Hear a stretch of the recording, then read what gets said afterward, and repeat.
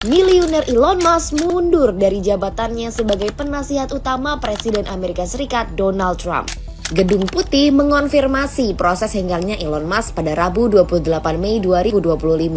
Peristiwa ini menandai berakhirnya babak penuh gejolak yang mencakup ribuan PHK, pemusnahan lembaga pemerintah, dan banyaknya tuntutan hukum akibat efisiensi yang diinisiasi oleh Elon Musk.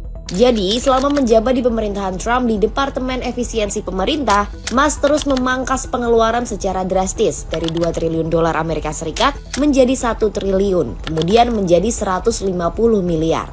Namun, ide ini mendapat penolakan. Elon Musk menghadapi reaksi politik yang keras atas upaya efisiensi tersebut. Keputusan Elon Musk untuk hengkang ini juga tak lama setelah kritikannya terhadap Trump. Ia mengkritik tajam rencana belanja Trump dan menyatakan frustrasi dengan tanggapan terhadap upaya efisiensinya.